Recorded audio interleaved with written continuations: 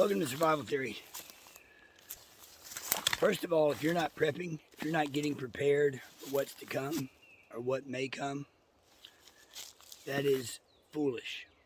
I mean, literally, that is foolish. Because it's already here. The SHTF people talk about, it's already here for a lot of people. I'm going to kind of rant about that. Because there's a lot of people that complain about the prices of fuel, of food. They can't find good work, whatever's going on. Let me just give you some examples. I'll just start with a bunch of examples. Fuel costs a lot now. It's gone up a lot, obviously. So, I have eco mode in my truck. So I've started using eco mode, but I drive like a grandpa. You know, barely moving. If the speed limit is 70 or 65, I'm going 55 miles an hour. And I'm not flooring it. I'm not accelerating rapidly. And let me tell you something. I went from getting anywhere from 14 to 17 miles per gallon in a truck to it's not uncommon to get 25 or 26 miles to the gallon.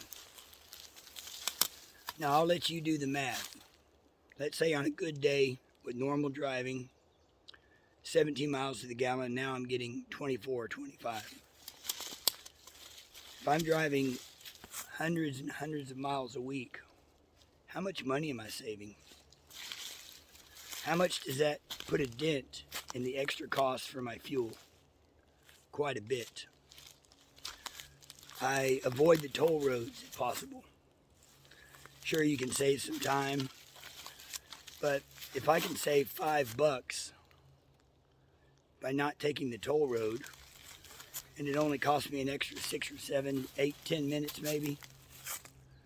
Well, if I do that twice a day, 5 days a week, gosh, what can I do with that $50? Buy a lot of preps, put a dent in my gas bill, I can put a dent in my food bill. And I bring that example up because I'm driving down the road at 55 miles an hour. And I've noticed some people are not that aggressive at passing me because they're like, hey, you know what? Driving slow does save fuel. So there are more people driving slower. But, you know, a lot of the people still, they gun it around me, accelerate really hard, cut in front of me, like, get out of the way. You know, just let them pass. You know, drive slower. Watch that gas mileage go up no matter what you drive. And beat the system. Okay, here's another example. Food prices are up. You're paying a lot more for just about everything. Some things have gone up 100%, some 20%, some 50%. Some things I've noticed, about the lowest I've seen is 10 to 15% on some canned items, but those are going up pretty steadily. Food prices are expected to rise even further. You've got a food shortage issue. I'll tell you what, I have noticed, even in my thriving area. Let me back up a second. Let me tell you something. I was briefly talking with someone who lives in the east, on the East Coast. And they came down here and went into one of our grocery stores around here in Texas. And they were shocked at the volume of products on the shelf. Shocked. They couldn't believe how full our shelves were compared to theirs. So remember, it's coming from a perspective where I have more on my shelves than most people do, I'm sure. But yet I've seen a drastic reduction in the availability of products. They're spreading out products thinner. They're putting the same product in multiple locations to hide the empty spaces. The shortage is real. In one way or another, it's real. So back to what I was talking about. Sorry I didn't script this. I'm just going off the cuff. So food prices are increasing. It's getting harder to afford what you want or what you're used to. These same people that complain about it, oh my gosh, I can't believe how much eggs and milk were. And then that evening, they freaking go to a restaurant and drop $30 on two people eating, a basic meal. That they could have had 5 meals at home for the same price and probably better quality and better nutrition. They just paid $2.50 for a glass of tea. Paid about $15 for a little piece of chicken and some vegetables. I mean, come on. Or a couple tacos, that's even worse. I love tacos, but man, those are cheap to make. That's another example. People complaining about something, but they're not doing anything about it. They're making their own situation worse by not taking advantage of the system we have now where you can buy groceries and make stuff at home cheaper than you can buy it at a restaurant. Or driving slower and saving fuel to combat the increased fuel costs. And another thing, convenience stores. Other than selling fuel and tobacco products, why are they still in business? Have you seen the price of a candy bar? I can't go buy a candy bar anymore. I used to buy a candy bar every once in a while, like a Snickers or Twix, whatever. Can't do that anymore. It's not worth paying $2.69 for a little candy bar. Just not. Just not worth it. Over $2 for 10 cents worth of soda. It's not worth it. Just got to eliminate those extras, those luxuries. Now there's lots of examples I could use, but those are two that I see every day. The restaurants are just full, I just can't believe how full they are. Based on wages are not keeping up with inflation. I mean, I haven't gotten a 30% raise. Have you? I don't know. It's just, there's just so many people not in touch with reality. They're not preparing, not getting ready. They don't have sound financial plans to weather the storm. And that financial plan could just be, how do I save money? Cut out restaurants. Don't stop at the convenience store unless you're filling up with fuel. Drive like a grandfather. Drive like a grandma. Save money where you can, because that money can be put towards preps or paying off debt. There's an old expression that most of my life I've lived by, and I try to remember it as often as I can, and that's, count your pennies and the dollars will take care of themselves. And what that means is, if you watch the little things, like I'm not buying my $5 latte from Starbucks. Why would you go to Starbucks anyway? I'm not buying that $5 coffee, and I'm just making a coffee at home. I'm not buying that candy bar and soda or beer on the way home from work. Instead I'm eating a granola bar I bought at the grocery store, or a wise choice like that. And I'm not gunning it when I drive. Those little pennies you save here and there, at the end of the month, if you were to tally those up, they add up to quite a bit. I'm not going to tell you how much money I calculated,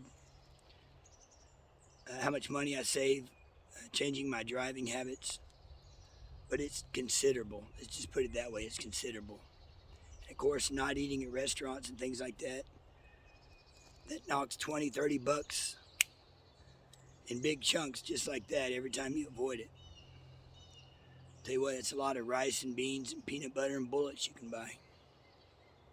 So if you're a prepper, I challenge you to look for ways to cut your budget, to be a wise prepper so you can get better prepared. And leave some comments below on some things you've come up with, some ideas you have. Just those little tidbits of information that I or someone else may not have thought of that really add up in the long run. So continuing my discussion on prepping, last week or so, there was someone stuck in a ditch, kind of out in the middle of nowhere. And so there I was, seeing these people in the ditch. Well, I've got some tow straps, tow cables. I'll help pull them out. They were in a pretty deep ditch. Well, let's just say my tow straps broke, both of them. They broke. So I was not able to pull them out. So what happened there? What happened there is I was not prepared gear-wise. My gear was out of date. My supplies were out of date. They had expired. And I had not checked on them or replaced them. So the next day I went out and got a new tow cable. It's even better than the ones I had. So now I've got some new gear. I'm confident that it's going to work. It's not going to snap when I need it. See, when I needed it, it was out of date and it didn't work. Part of prepping is make sure your gear is up to date. Make sure your backpacks all work. Make sure your rifle is sighted in. Check your prepped foods. Maybe go check your caches. Do whatever it takes to make sure what you do have is usable and in good working order. And most importantly, know how to use it. If you've got gear laying around you've never used, now's the time to use it. Some other things to consider right now concerning prepping. Do you need to go out and buy a set of tires? Not that you need tires right now, but do you need to go purchase some tires to be mounted some other time when you actually need them on your vehicle? I know for a lot of vehicles, there's a long wait to get tires. If you order them now, you might get them in August or September. I've heard that from the dealer on certain tires, talking to the people on the phone. So there's a lot of people worried right now because of what's going on. Why are they worried? Maybe because they're not prepared. Maybe if they were more prepared, they wouldn't be so scared, or they wouldn't worry so much. Now, I'm concerned about things, but I'm not scared. What happens, happens. All I can do is be prepared as best I can be. And if you're not prepared, well, now's the time to start on that and get prepared. Start with your food, your water, a means of self-defense, and plans for leaving your area if you need to. Bug out location, friend's house far away, or a relative's house. If those plans aren't in place, now's the time to do that. So I know this video is going all over the place. I just wanted to say a few things that have been on my mind lately about prepping and kind of the condition of people all around, watching what they're doing compared to what I'm doing. I'm not the greatest prepper or anything, but I feel like if I barely do anything towards prepping, I'm doing more than 99% of the people around me. It's like most people are just asleep. I've been kind of walking in circles while shooting this because I don't want to get lost. So now I've kind of got to get back on track to where I need to go. But thanks for watching Survival Theory. Share, like, subscribe, and leave a comment.